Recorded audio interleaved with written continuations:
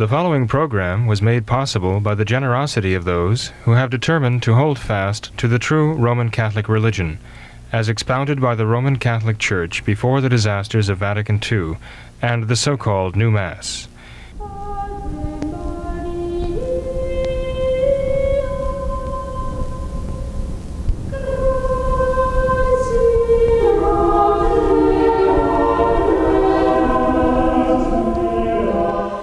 Hello and welcome to What Catholics Believe.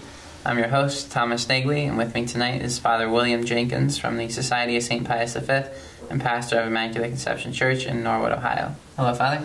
Good evening, Tom.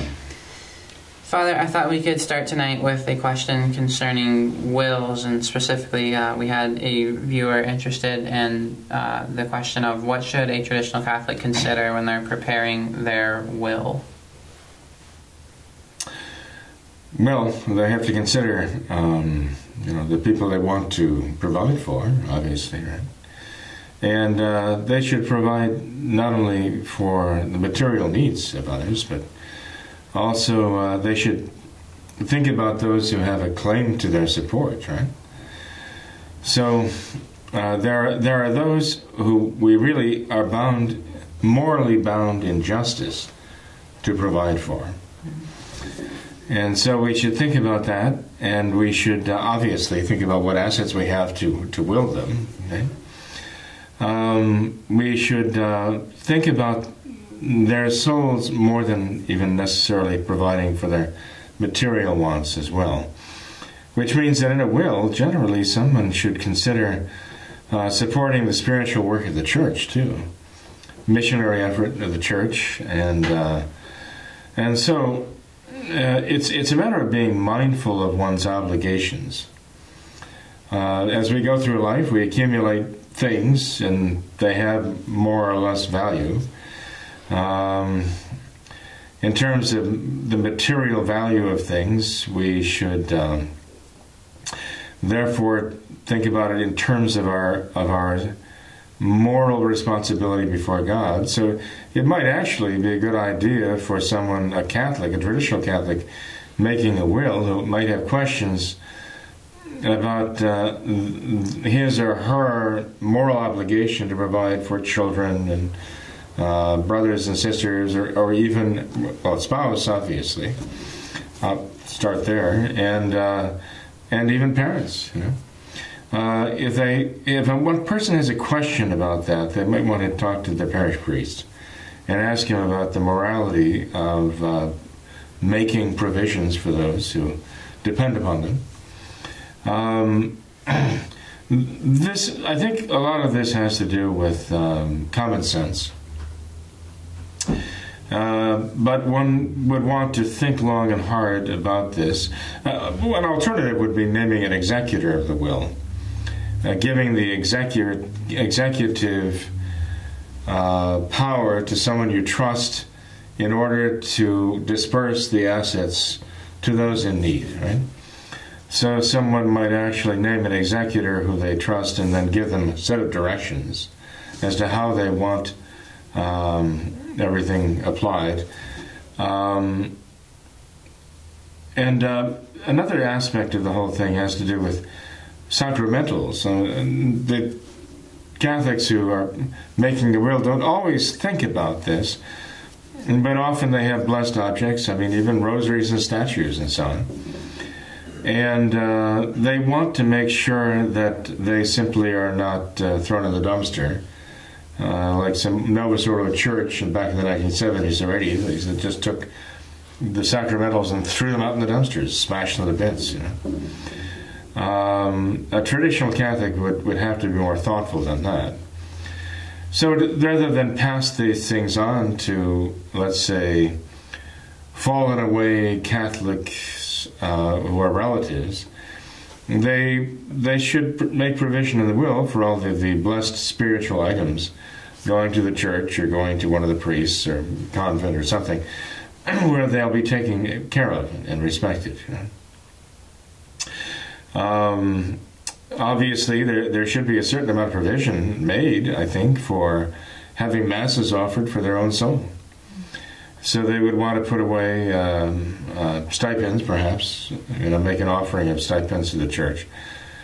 We've had people who have made such provisions even before their deaths, obviously, and not just waiting for the will to be read, because probate can take quite a while, paying off the outstanding debts and so on, and seeing what's left to be dispersed and so on. That can take the courts quite a while. So it's important to, even before one is passed away, to make provisions if there's going to be Gregorian masses offered for them by arranging that with the seminary priests or with one of the priests in the local parish, to have that all set for their passing. There's also the matter of I guess we have to think in terms of outstanding debts that not necessarily are recorded. For example, if a person were to die and know that he or she has certain debts that have to be paid off, they may not be credit card debt, which is, there's a legal record of that. It may not be outstanding bills that are owed. But if a person has a debt that is unpaid, even as a private loan that they borrowed or whatever, they should think in terms of making sure that their obligations, their moral obligations, are met there too. Things that otherwise even probate would not be provided for. That they're aware of these obligations and they should endeavor to meet them. There's something more important than the will. There are certain things that can't be provided in the will, and that is any outstanding scandal that they've caused, any damage they've done, any apologies they owe, they really should make the effort to take care of those now here and not have to deal with it in purgatory. So if they fear that they've given scandal to anyone, that's not something you can take care of in a will necessarily, or by material reward. So this is something spiritual that the person should do for his own soul and the souls of other people, to try to compensate others by a good example, whereas in the past they might have set a bad example. Mm-hmm. This might involve apologies, and it might involve just contacting people who are their victims. And maybe they've held a grudge against someone. Our Lord tells us that we will be forgiven as we are willing to forgive.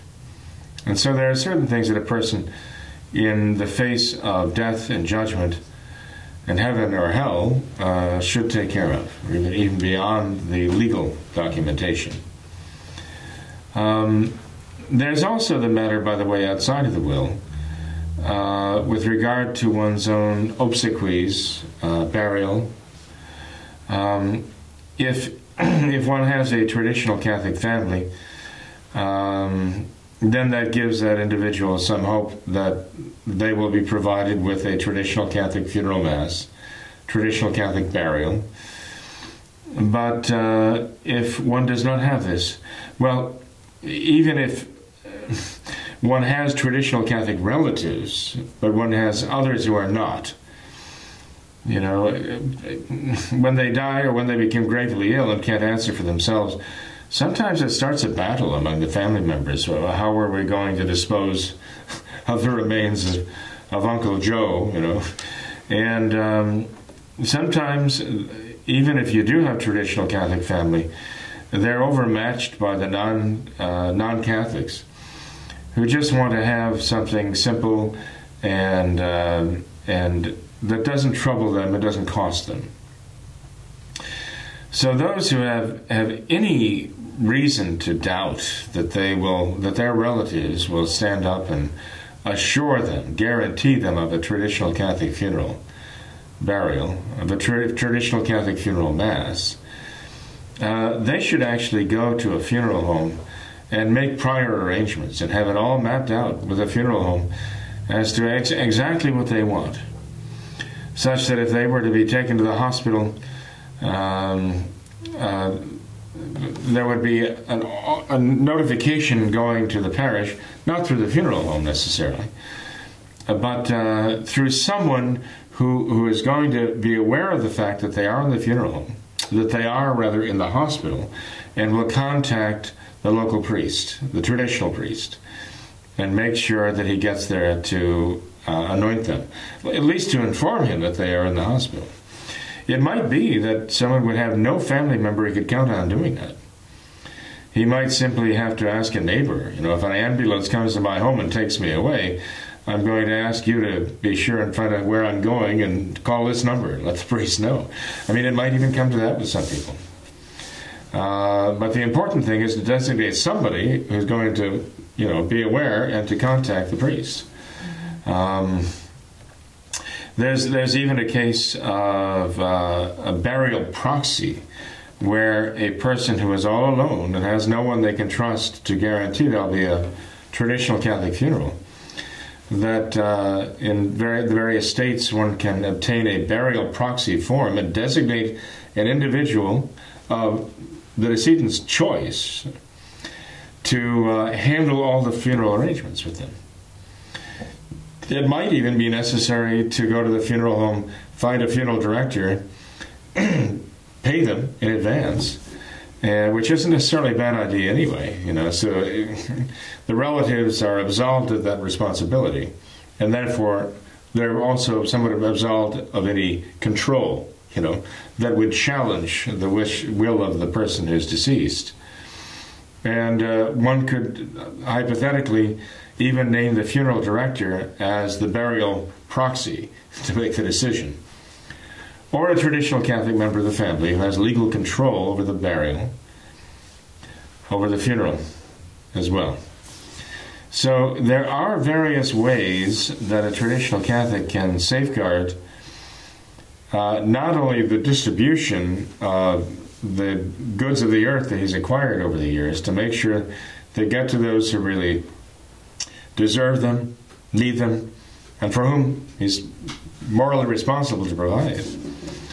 But there are ways that he can legally provide for himself as well, to make sure that he's going to have a traditional Catholic burial, traditional Catholic funeral mass, the rosary and so on offered at the funeral. All of those things can be prearranged, and they should be. I think it's a good point to mention that about providing for yourself as far as having masses said for yourself after your death or whatnot. But I remember there's a particularly striking verse in the Imitation of Christ when he says, essentially, to take care of your life now. Don't expect anyone to pray for you after you die, because you'll very quickly be forgotten by your friends and your family. So don't be counting on that. Don't be depending on that. But I thought that was... Well, it is so true. It's hard for us to grasp this. But how many of us are even aware of the names of our great-great-grandparents? Our names, the names and the history of where they... anything that they've done. How many even know where they're buried, our great-great-grandparents, A generation from now, I will largely be forgotten. There'll be a handful of people who remain. But when the generation passes who would have personally known me, they're not going to be many people. Know that. How many of us even have holy cards dating back to the 1930s and 40s from people who passed away, and we don't know anything about them? Yeah. And were it not for that holy card as a little memorial, we would never even think or even know to pray for them. It's amazing how the so-called sands of time just cover us right over, and we move, and the next generation and the generation after that, we just moves on, right? Yep. Our memories are very short, and what we leave behind, even if we leave behind buildings and bridges named after us. I mean, how many people go across the Goethals Bridge And even, no, who is this? What does this even mean? We're Roebling. I mean, the Roebling Bridge here in Cincinnati area.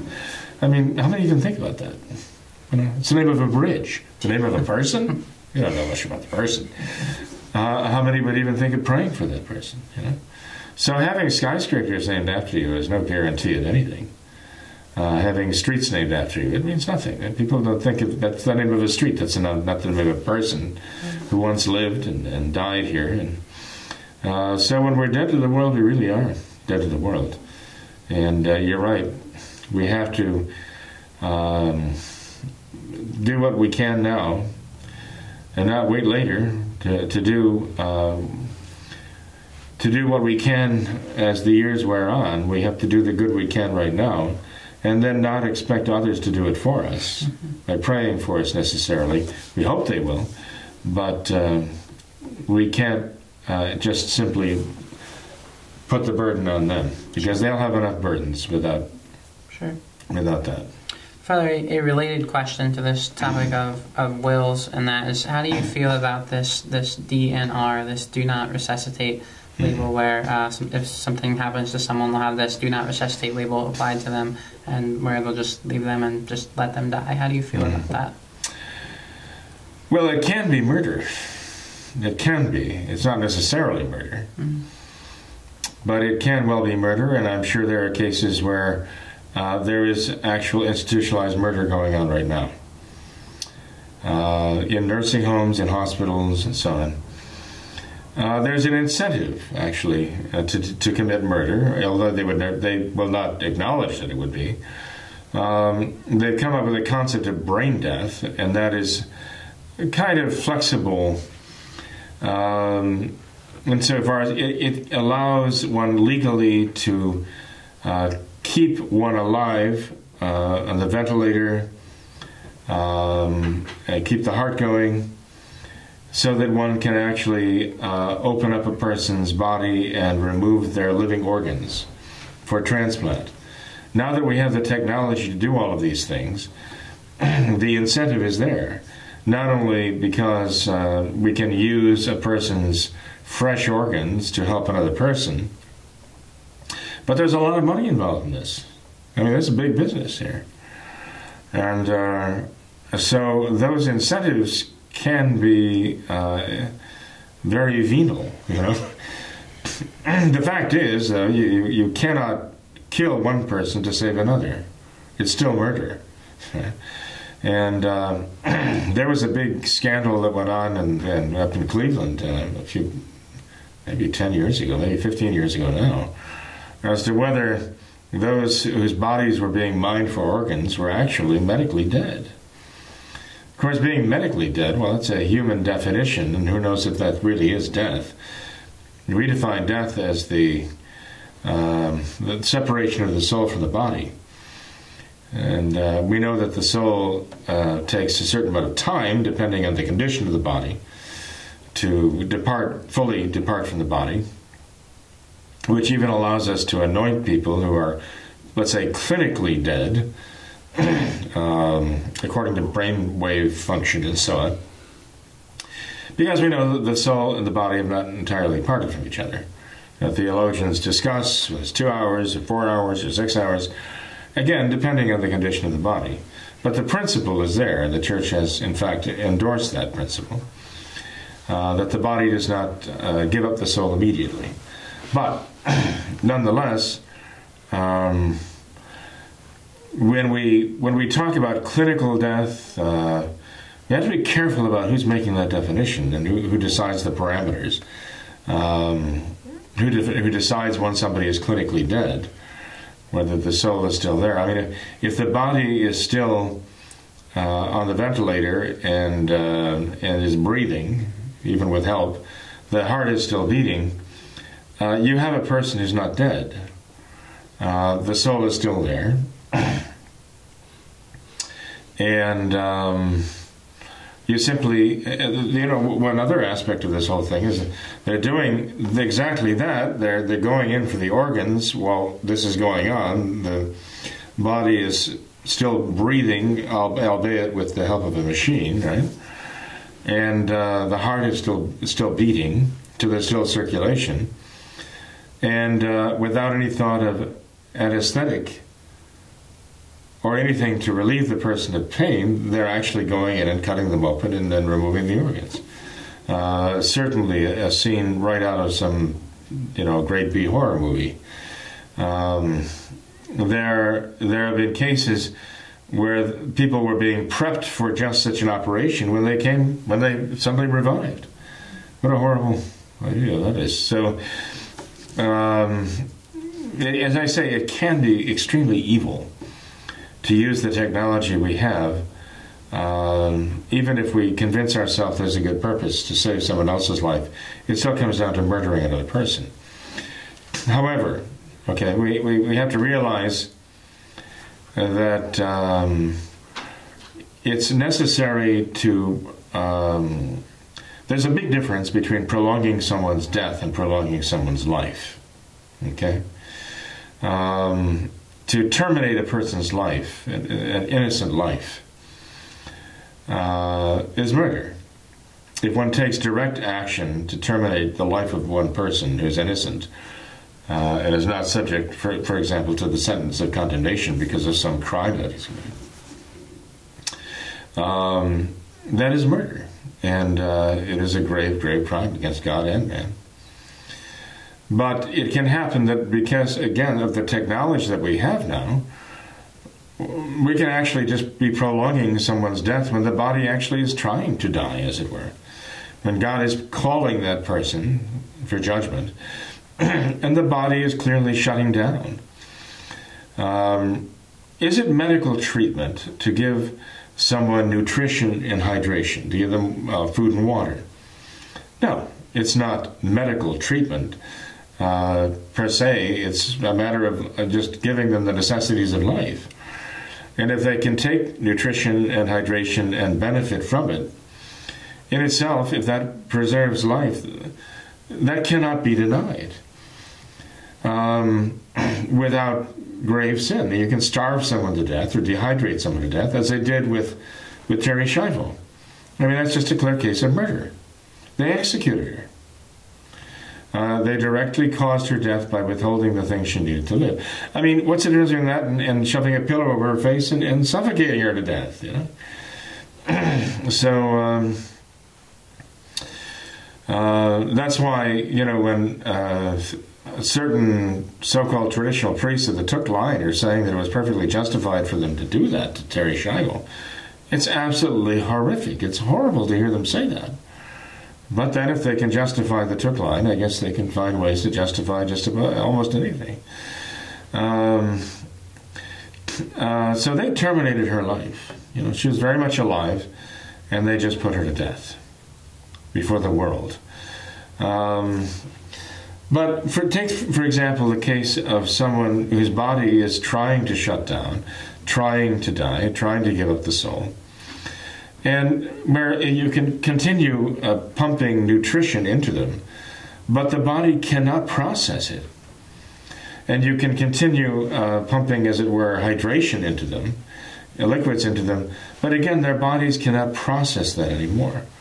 And they're just bloating, and they're you're not promoting life. You're in a sense prolonging their deaths by doing that. And there's sometimes a fine line, but sometimes a very definite line between the two that is rather obvious. So one has to be careful not to abuse our modern technology to murder somebody for the sake of some temporal gain, like money, selling organs, and not for the sake even of saving somebody else's life.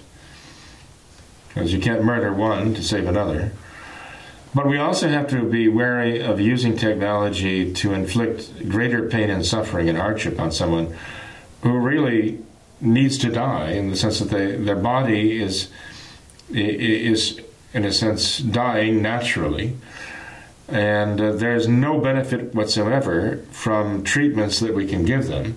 They may be painful, they may be expensive, they may, as I say, simply prolong their deaths.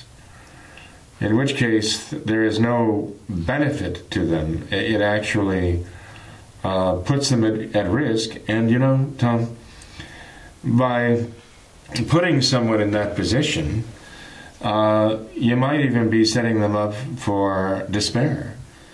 If they're putting them through grave hardship, when they're ready to go, physically and spiritually, and one is constantly trying to, try anything in the world they can think of to gain another minute of life, or 5 minutes or 10 minutes of life, but at great hardship and great, shall I say, pain and suffering to them. There comes a time when that would be a cruel thing to do. Now, since you mentioned the DNR, I mean, you were talking about an actual form that is filled out here, with check boxes and all the rest. One has to look at those very carefully, because you have to remember, we always have to remember that doctors and nurses are going to read those and go according to them, we think, and how they interpret them. And you're going to find that various doctors might interpret them differently. Is this a problem as to how those things are going to be interpreted? Well, sometimes there are things written down there that we cannot agree to. I mean, sometimes it just says that we're going to withhold nutrition and hydration from a patient if we determine that it serves no good purpose. Well, what that means is, if we determine their quality of life is not what we think they would want, or what we would want, then we're going to stop giving them nutrition, hydration, and cause their deaths. Well, we can't sign that. What was being said about Terry Schiavo was, well, would you want to live that way? Well, I wouldn't want to live that way. Well, of course I wouldn't want to live that way, and you wouldn't want to live that way. I mean, they said that she was in a permanent vegetative state, or a persistent vegetative, but there was really question about that, because she was responding, clearly. She was responding to various loved ones and so on. So that PFS, or whatever they were calling it, that PVS, that was very much contrived, evidently, okay? And they've even had people come out of states like that, but they were clinically diagnosed as being in that state. They've come out of it. They've come back to consciousness. Well, evidently she was conscious. There's plenty of reason to believe that Terry Schreiber was conscious. But even those who show no signs of responsiveness have revived. Thus kind of giving the lie that there's no hope for these people, and no matter what we do, it's not going to really help them, so we might as well just cause them to die by starving them to death or dehydrating to death. One cannot agree to anything like that in a form. So if it says outright, right, essentially, if they reach a state that, we think that they would not want to live, or somebody's going to interpret for them whether they want to live or not in that state, so we're just going to starve them to death or dehydrate them to death, we cannot agree to that.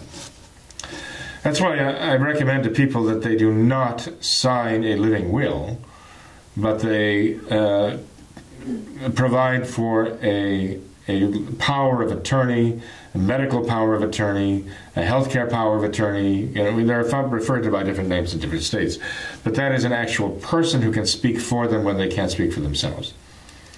A person who can authorize certain treatments, refuse certain treatment, depending upon the morality of the church, of their faith, and what that person would want done.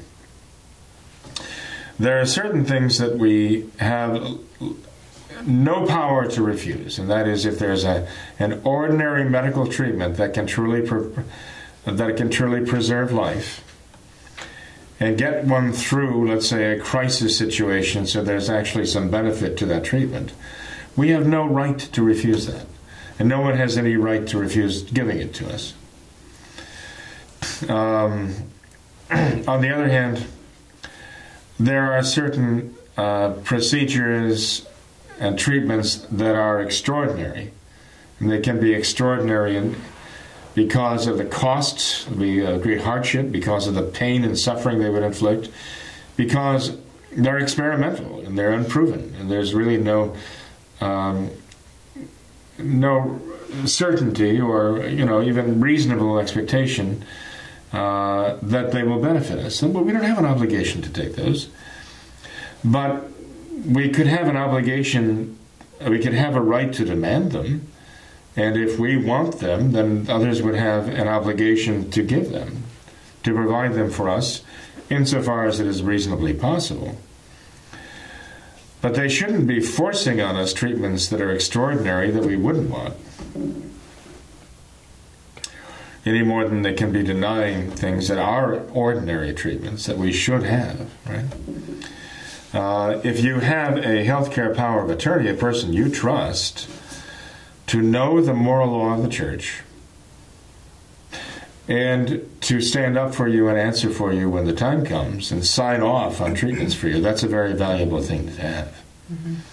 For some reason, though, the medical community these days likes a living will and a medical power of attorney. And I'm not sure how they reconcile the two of them. I'm sure they do somehow. But we have the sheet having been checked out as to what you want. Then we have this living person here who can speak for you. What happens if there's a contradiction? Who prevails? It's an issue that I can't really solve offhand, and neither can you. But of the two, I would definitely say having a living person who can answer for you and make the decisions for you as to your treatment, that's a very important thing to do. Mm-hmm. Just make sure that they have the faith, they will consult the traditional Catholic priest in questions of doubt, and that they will in fact stand up for what they know you want, and what you want is according to the moral law of God. Right, definitely. That doesn't answer the whole question. I mean, it's a very deep... Sure. I'm actually going through situations that have come up in the course of the years and just trying to kind of factor them all in here. Mm-hmm. But I would say that question is going to play a part in everyone's life, insofar as everyone is going to have to go through the medical treatment scenario or take care of someone who is facing these things. Yeah. So that is a very, very important question. Yeah, definitely. Well, Father, let's move on to a couple other topics here. We have all kinds of emails to get to, and I thought that this would be an interesting one to discuss here. And this viewer asks how you feel about the fact that all of the deceased Vatican II popes have either been canonized or beatified since Francis has taken over. Do you think all of this is a deliberate attempt to canonize Vatican II? Oh yes, absolutely. It's as the Democrats and the Republicans like to say about the opponents, everything is politically motivated. Well, in the case of the modernists, yes, it is politically motivated. It is a PR ploy to basically canonize modernism. They're having trouble with Paul VI because he was so radical as a modernist, and there are many other things about him that are highly, I should say, questionable. And I won't say any more than that because we'd like this to be sort of a family program.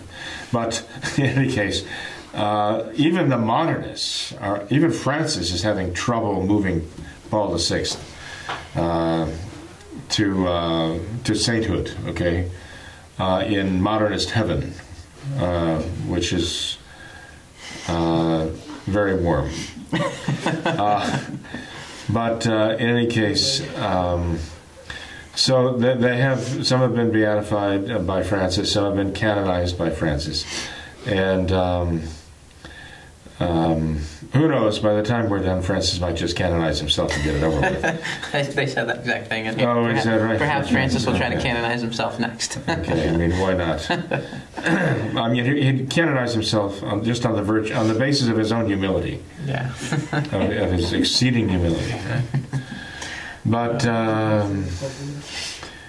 Yeah, it's not. It makes a mockery of the whole idea of what sanctity is.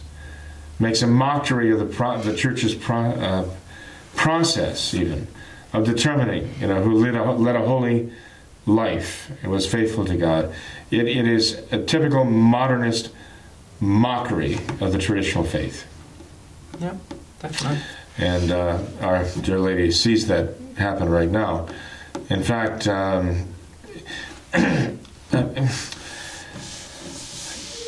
this might seem like an awful thing to say, but I'm sorry, it's the truth. When you go into the grottos under the Vatican and you see, John the 23rd's tomb there, and you realize, he's encased in three concentric tubes, basically, of polymer, and filled with argon gas to try to preserve him. This is, again, a caricature of the incorruptibility of the saints. And it reminds you of Lenin's tomb. I mean, it reminds you of what the communists do, to somehow give a veneer of some supernatural preservation to their communist leaders. This is what the communists did with their just devilish terrorist tyrants. To see this happening now with the modernists is not surprising. We would expect that this is exactly what they would do if they could. But there are plenty of people in the world who have enough, even just common sense, let alone faith, to recognize that John the 23rd and the modernists who followed him do not meet the Catholic definition of sanctity and a life of heroic sanctity. I'm sorry, but it's true. No. All right, Father. Then next email here. This viewer says that in several recent programs we've mentioned the questions of the CMRI and the Thuc line. And this viewer says that they received an email from a friend who is sympathetic to the Thuc line. And this friend believes that the Society of St. Pius V is too rigoristic and unjust in its application of church law concerning these subjects by adhering to the letter of the law while setting aside the spirit. They say a couple of principles apply here. One is that necessity makes licit what is illicit, and another one, it is certain that one sins against the rule who adheres to the letter and leaves aside the spirit. How would you respond to those claims? I would say that they're wrong. Okay. I'd say they're just completely wrong. Mm-hmm. When it comes to the matter of the validity of the sacraments, we're not talking about, the difference of the spirit and the letter here. We're just trying to follow the Catholic Church's own teachings and her mandates as to what we as Catholics can do and can't do. And we're dealing with matters of the validity of the sacraments. We're dealing with matters that are a difference between sacrilege, the valid reception of the sacrament, and sacrilege. And, sacrilege is not the spirit of the law. And invalid sacraments are not the spirit of the law. That's ridiculous. We're not, in other words, what that writer is referring to it doesn't have anything to do with the concerns we have with regard to the Thuc bishops. Because the concerns we have with regard to the Thuc clergy are not negotiable in the sense that either they're right or they're wrong. There's no difference between the spirit of the law and the letter of the law in this case, where the Church says that you cannot use probabilism or even probabiliarism when it comes to the validity of the sacraments. You have to be, have the certitude that the Church herself can give with regard to the validity of the sacraments. You can't play fast and loose with the sacraments. This is why we're not Novus Ordo. We see what they've done with that. We reject that. That's why, in my mind, if you're going to go along with the Thuc bishops, then you might as well just go along with the Novus Ordo anyway. Because you have there, at the very root of the Thuc bishop line, you have a serious problem with the validity. Such that those who are supporting the Thuc bishops have come up with arguments that simply do not hold water and demonstratively can be shown they can be shown that they don't apply. They come up with false arguments. Like that, I mentioned the one argument that they employ, saying, well, the sacramental theologians and moral theologians say that if a ceremony is performed, if you acknowledge that a ceremony is performed, you have to admit that it's valid. You presume it's valid until you can prove it's not valid. And they've made a lot of hay with that particular argument because they have deceived people. Maybe they've deceived themselves. Maybe they actually believe this. But, you know, I simply point out that all of the references they make to support that argument are talking about, and I know I've said this many times, they're talking about ceremonies that are performed by Catholic prelates, Catholic bishops and archbishops and so on, in the official capacity they have as representing the traditional Catholic Church, in their role as archbishops and bishops and ordinaries of dioceses. In other words, they've had these ceremonies, sacramental ceremonies, conferred these sacraments according to the canonical procedures that are set down for Catholic bishops and archbishops in consecrating other bishops and ordaining priests and so on. And when we're talking about what Archbishop Thuc did, and even what Archbishop Lefebvre did and Bishop Mendes did, what they did was not according to the canonical capacity that was assigned to them. They took it upon themselves, and rightly so, I believe, Archbishop Lefebvre and Bishop Mendes, to consecrate bishops, ordain priests, in spite of the modernist authorities. But they were not acting in terms as, let's say, being the archbishop of this diocese, or the bishop of that diocese, or the head of this religious order when they consecrated these traditional bishops, traditional priests. And so in that case, I mean, you don't have the guarantee of the church that would come when you have like the archbishop of a diocese who ordains the graduating class from his seminary of that year. When that happens, he's officially functioning as the Roman Catholic archbishop of a particular diocese of the church, and you have the guarantee of the church concerning the validity of those ordinations. And when a Roman Catholic archbishop, for example, is consecrating a bishop, two other bishops in the church, he's performing that ceremony canonically according to his official capacity as a representative of the Roman Catholic Church. And you have the guarantee of the church that that is a valid consecration. When you look at the consecrations and the ordinations performed by traditional Catholic bishops who are not acting in that official capacity, like the head of a diocese, the ordinary of a diocese, and so on, you need the proofs for the ceremonies. You don't just, the church doesn't say you just assume that they're valid because they performed ceremony. That's not the way the church functions, you know. And in Archbishop Thuc's case, you have an altogether unique situation where he was consecrating non-Catholics. When you have somebody who's consecrating non-Catholics, there's an automatic excommunication for which there is absolutely no possible justification for consecrating non-Catholics. As opposed to the consecrations done by Archbishop Lefebvre and Bishop Mendes, with the consecrations done by Archbishop Thuc, consecrating non-Catholics, there's no possible justification that would prevent that law of the church from applying to him, that he was excommunicated for doing these things, unless he was not acting in his right mind, and that would absolve him of responsibility.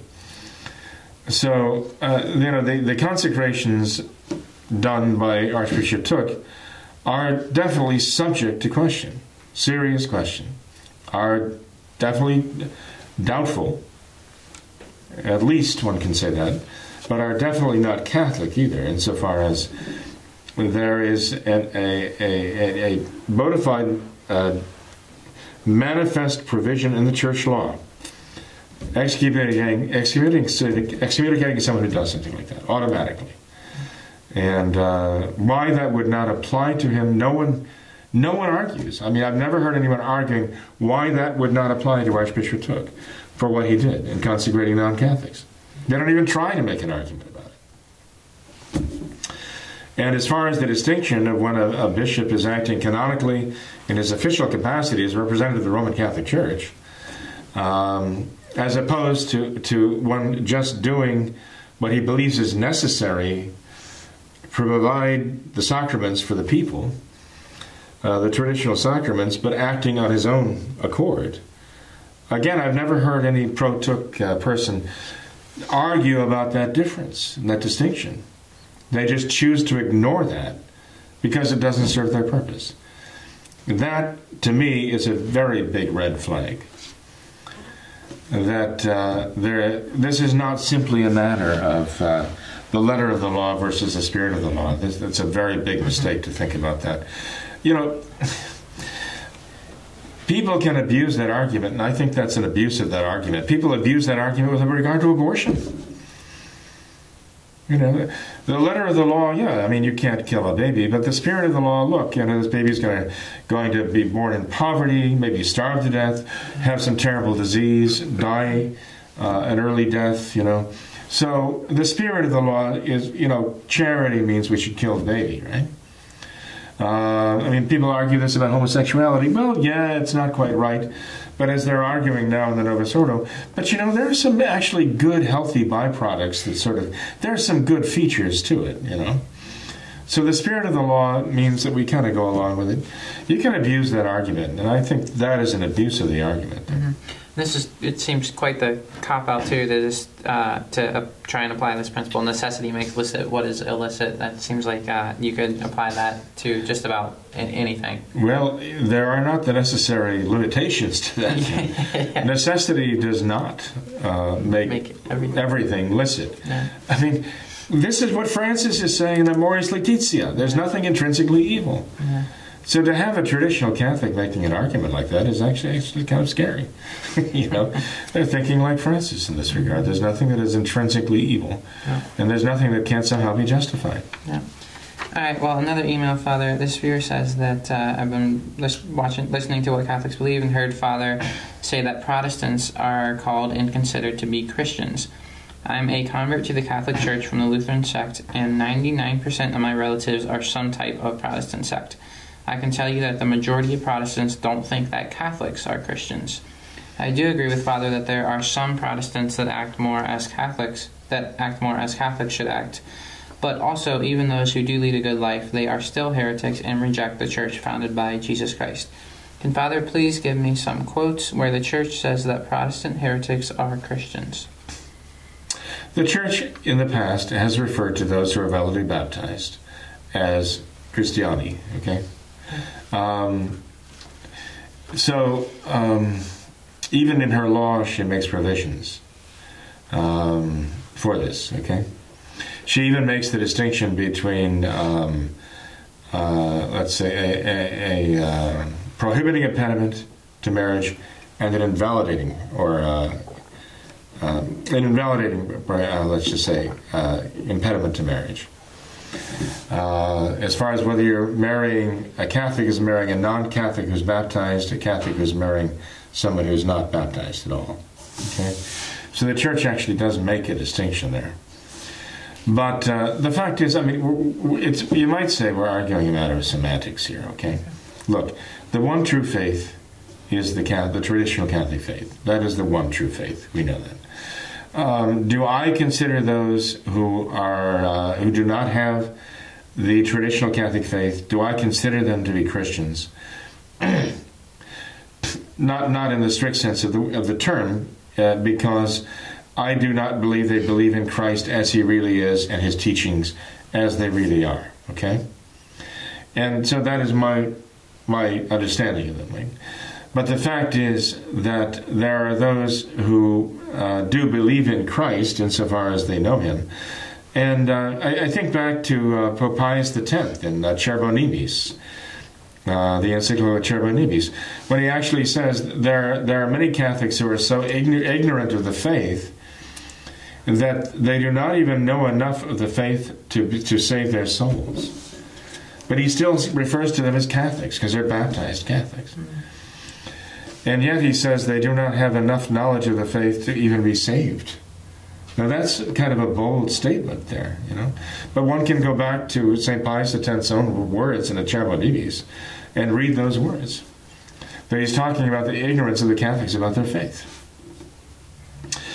So, you know, the fact that we refer to, you know, so many people as being Christians, we don't mean that they are being faithful to the Church of Christ, the one true Catholic Church. We don't mean they have the Catholic faith. But there are prayers which are in the Recolta that the Church herself has given to us that refer to the Christian faith, believe it or not. I mean, they're approved by the Church. They're indulgence prayers. I prefer to use the term the Catholic faith there. But there are indulgence prayers in the Recolta that actually have that referring to the Christian faith. We'd be faithful to that, okay? The Church, when she means what she speaks that, she is referring to the Catholic faith, obviously, right? Because that is what she considers and knows to be the one true faith of Christ, okay? But, you know, the Church traditionally has not denied the name, including in the name of Christians, those who are validly baptized. And the Church has herself, in the course of time, acknowledged that baptism can be and is, in fact, in cases valid by outside the Catholic Church, by non-Catholic ministers who validly confer that sacrament. And she has actually anathematized those who deny that, right? So, you know, again, I understand what this person is writing here. I understand their point. And I would say I agree with their point to a point, okay? To a point. But, you know, I think we have to look at how the Church uses the term Christian herself, okay? And, in fact, she does at times use that term to refer to all of those who are validly baptized. Look, there are those who are members of the Catholic faith who are not going to be saved, right? And one could, you know, proceed beyond that argument to say, well, this really only refers to those who are actually in the state of grace, who should be called Christians, right? And there are those who actually took it to that point, you know, and they even come up with some kind of invisible church, and that's the concept the church has condemned. But without faith, it is impossible to please God, we know, and that means without the virtue of faith. But the fact is that there are Catholics today who have the virtue of faith, who don't necessarily know all the doctrines of the faith because they're so poorly instructed. The Church herself has acknowledged that in the past. Pope Pius XII acknowledged that. So I just don't want to contradict St. Pius X and other popes before, and other you know, writings of the Catholic Church in which they refer to Christians as being those who are baptized, even if they are not actually members of the Church, because they have placed themselves outside the Church. Okay. Well, then last email here, Father, I thought this was an interesting question. This viewer would like to know, has there ever been a doctrine of the faith which has been renounced before? Has the Catholic Church ever found one of her doctrines to be wrong and, in a sense, changed her mind? Not until the modernists invaded the Church, hijacked the institution of the Church, and started speaking as though they were the Church. No. There are those who might say, well, there are examples of the Church changing her mind about her teaching, let's say, on usury, taking interest, right, on a loan. But, you know, and again, superficially one might say, like, I think superficially you get some answers that are off base, I think. Superficially one might say, well, in fact, the Church did condemn all taking of interest at one point, and now the Church does not. And so, I mean, insofar as we use credit cards and have bank accounts and earn interest, however slight, on savings accounts and checking accounts, we are all guilty of usury. The Church hasn't condemned it. I mean, going back before Vatican II, the church did have investments, okay? And yes, there was profit to that. So the profit motive is not evil in itself. But the question of usury and credit and charging interest, the fact is that what is popularly called capitalism, the free enterprise system, whatever you want to call that, sees that money itself as a medium of exchange has taken on a character it didn't have before. And the church always condemned usury, as for example, when it was a matter of the taking advantage of those who were in necessity and didn't have the means even to survive and needed to borrow money for food, clothing, and shelter, and taking advantage of people like that, yeah, that is condemnable. And but the fact is that when you see money itself as a commodity and a means to produce something that wasn't there before, for example, some an invention who wants to take it to market, and someone who has the money at hand it could use it for another purpose, but actually allows another person to use it for his purpose, and there's a certain risk he's taking for it. The church never said it was immoral to compensate somebody for a certain risk he was taking, or taking the value of something that he could have used for one purpose and turn it to another to produce something of value that wasn't there before. The church does not condemn that in principle and does acknowledge that, yeah, there can be some compensation for that, call it interest if you will. But it's merely a compensation for a risk that another person takes with what he has, investing it in producing something good. Mm-hmm. Okay. Well, Father, I thought we could end with this these comments of Vladimir Putin here, where I know we wanted to get to those, where he said that communist ideology is similar to Christianity, and referred to Lenin's remains as the saintly relics and compared them to Christ. So do you have any comments on that? Well, yes. I in fact, through the agency of our good friend Jorge here, our noble assistant here, I have this article that I'd seen before. But this copy we owe to the good services of a fine gentleman. And this actually was published by RT, which is the kind of English, one might say, propaganda organ for Russia right now. Here's what it says, this article entitled, Putin, Communist Ideology Similar to Christianity. Lenin's Body Like Saintly Relics. Okay? And I'll quote from the article. Russian President Vladimir Putin has likened communism to Christianity, and Vladimir Lenin's mausoleum in Moscow's Red Square to the veneration of the relics of saints. And then they quote Putin. Maybe I'll say something that someone might dislike, but that's the way I see it. This was in an interview given to Valam for a documentary. And the excerpt was broadcast on Russia 1. Quote, first of all, faith has always accompanied us, becoming stronger every time our country, our people, have been led through hard times. There were those years of militant atheism when priests were eradicated, churches destroyed, but at the same time a new religion was being created. Communist ideology is very similar to Christianity. In fact, freedom, equality, brotherhood, justice, everything is laid out in the Holy Scripture. It's all there. And the code of the builder of communism, this is sublimation. It's just such a primitive excerpt from the Bible. Nothing new was invented. Now, there are those today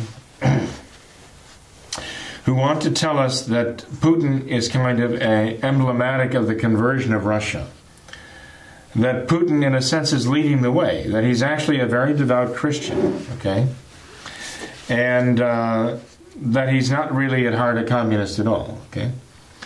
Now, I've always been at least skeptical about that, because he was the leader of the East German Stasi, okay, the secret police, and which is an extremely brutal organization in cruelly repressing any opposition to communism. So to think that this man has somehow undergone a kind of metanoia now that he's just sort of grown out of communism into Christianity, quote unquote, no, I don't see it that way. He's a brutal repressor of those who stand in his way. There are a lot of questions about assassinations that have gone on around the world for those who have opposed him, right? Lots of very serious questions about it. Now, ironically, Vladimir Putin met Francis and pronounced to the world that he is not a man of God, at least not the God of the Christians. That's what Putin says about him. But Francis has said that communists are actually Catholics. Communists are actually Catholics because they understand the central meaning of the gospel, and that is the poor. Compassion for the poor, upholding the poor, protecting the poor, and the rights of the poor. That's what Christianity is all about, according to Francis. So to hear Francis say that communists are actually secret Christians, because, I mean, the implication is because communism is actually secret Christianity.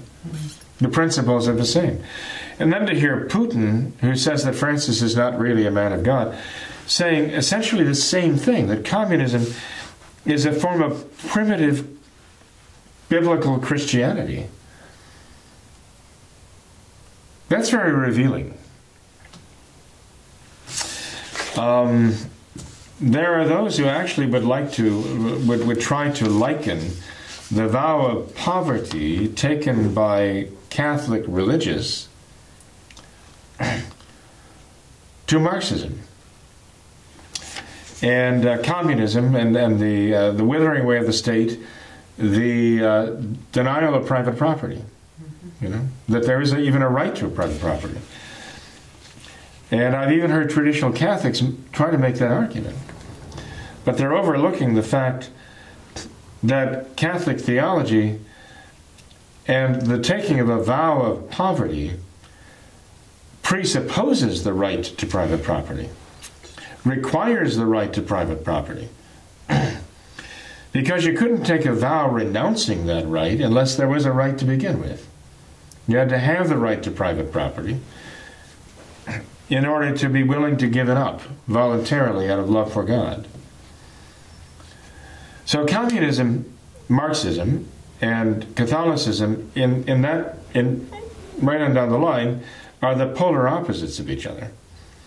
And in particular, this matter of the denial of a right to private property by the Marxists and the absolute affirmation of the right to private property, but the willingness to give it up for the supernatural motive of charity as a sacrifice to God and for the service of one's fellow man, those are two opposite things entirely.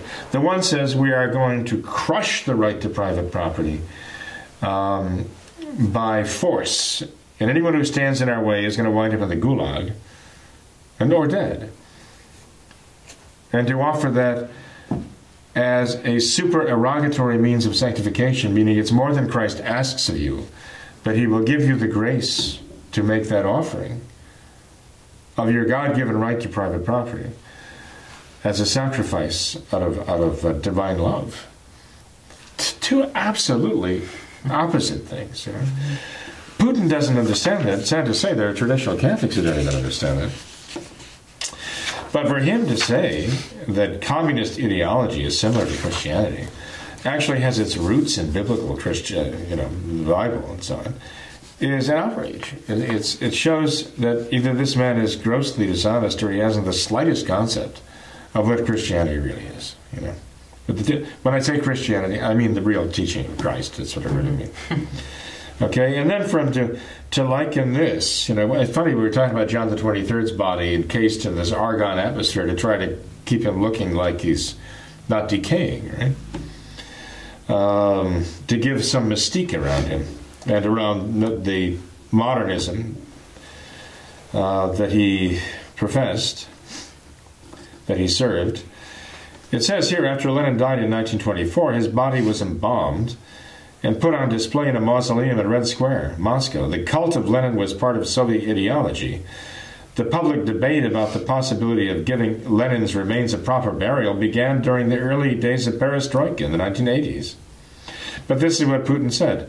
Look, Lenin was put in a mausoleum. How is this different from the relics of saints for Orthodox, with a capital O, right? Because he stands for Russian Orthodoxy, Orthodox Christians, and just for Christians. I guess he's talking about generic Christianity there. When they say that there's no such tradition in Christianity, well, how come? Go to Athos and take a look. There are the relics of saints there. And we have holy relics here.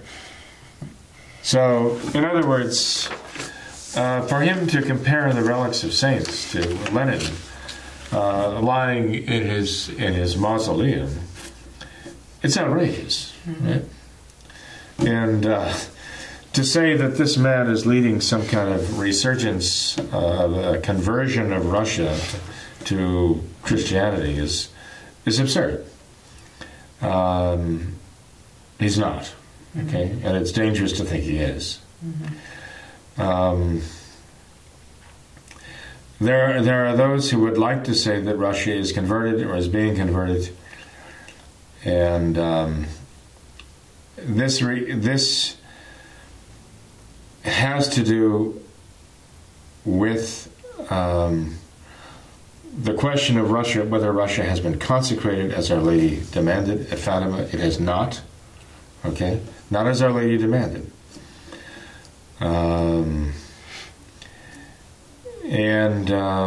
Although Pius XII personally did that, officially, actually, with his apostolic letter addressed to the peoples of all Russia,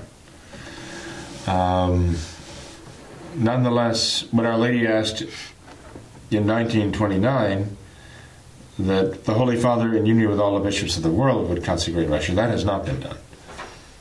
And as we know, after 1942, the request became that we all must consecrate ourselves to the Blessed Mother's Immaculate Heart. Right? But in any case, Tom, there's a dangerous error circulating now, and it's not an accident. I mean, Putin is playing the role. Okay, he's playing the role of a Christian. He doesn't know what that means, or maybe he does, and he's trying to do what Francis is doing. He's trying to draw an equivalent between communism, Marxism, socialism, and Christianity. That is exactly what Francis is doing in the Vatican right now.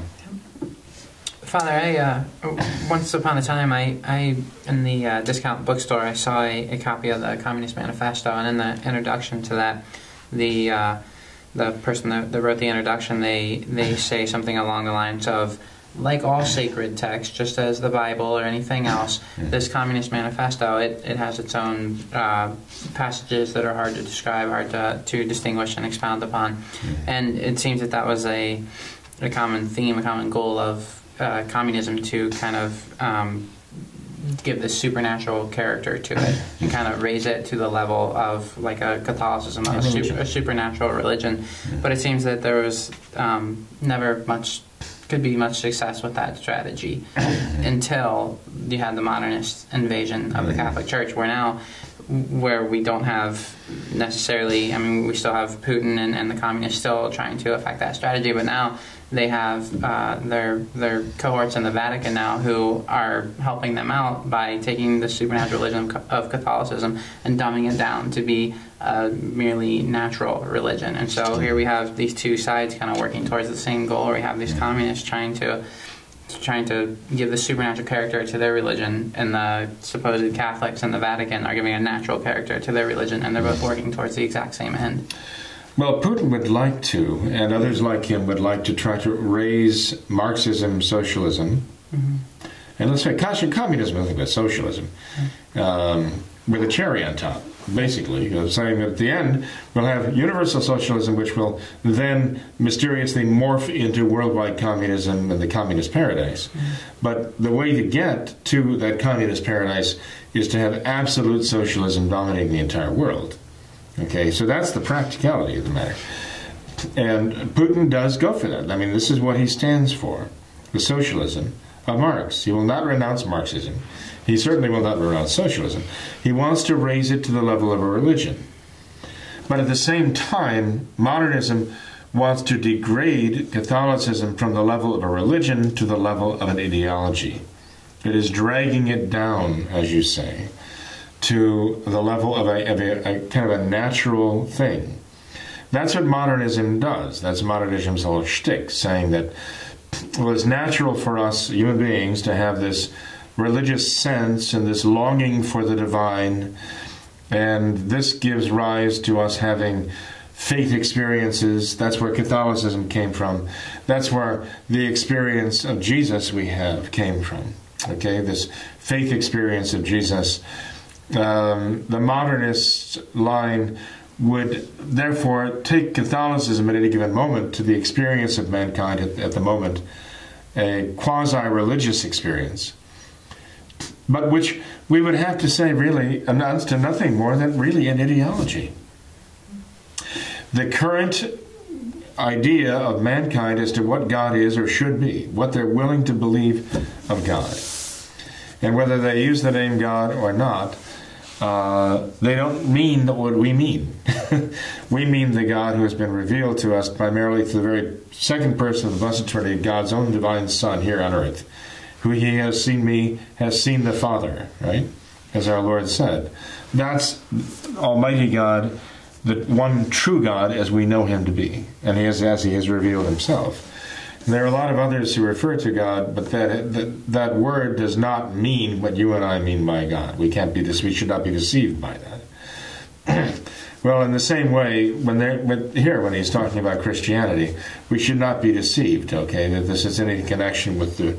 Look what he says here. He talks about freedom, equality, brotherhood, justice. Freemasonry stands for all those things, you know. And again, Freemasonry wants to make the argument, well, I mean, essentially this is the same as Christianity, right? We're all the same, but again, ideology.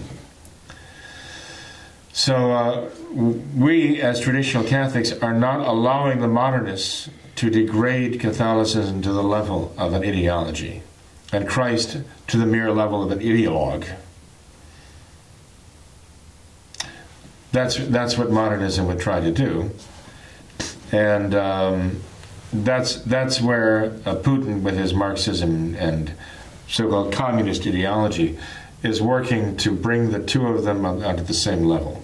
So he's got his job to do in this, and Francis has his job to do, and actually they're working toward the same goal. Yep, definitely. Well, I think that's it for tonight, Father. Thank you for being here. I appreciate your time. Well, you're welcome, Tom. I appreciate your time too. Yeah, I think we covered a lot tonight. A lot of practical advice and a lot of good stuff. So thank you. Thank you. Well, I hope so. There are times when, as you know, there's so much more that could be said about these questions. Always. And I don't know. At times, I hope I'm being clear enough. You know, but. I trust that if I'm not, the readers are not going to allow me any peace until they get a straight and a clear answer to that question. So, I just invite them to write in and to give us no peace. Sounds good. Sounds good. Thanks to all our viewers for watching this episode of What Catholics Believe. Until next time, we ask that you all remember the words of Our Lady of Fatima, to consecrate yourselves and your families to the Immaculate Heart of Mary, and to pray and do penance. Thank you, and God bless you. Но одновременно ведь создавали новую религию. Вот коммунистическая идеология, она очень сродни христианству на самом деле. Свобода, братство, равенство. Справедливость. Это же все заложено в Священном Писании. Это все там есть. А кодекс строителя коммунизма. Это сублимация, это просто такая примитивная выдержка из Библии. Ничего там нового не придумали. Вот смотрите, Ленина положили в мавзолей. Но чем это отличается от мощей святых для православных, просто для христиан? Когда мне говорят, нет, вот в христианском мире нет такой традиции. Как же нет? На фонд поезжайте, посмотрите, там мощи святые есть. Да и у нас вот здесь вот тоже святые мощи. Сергий и Герман. По сути, ничего нового тогдашняя власть не придумала. Она просто приспособила под свою идеологию то, что человечество уже давно изобрело.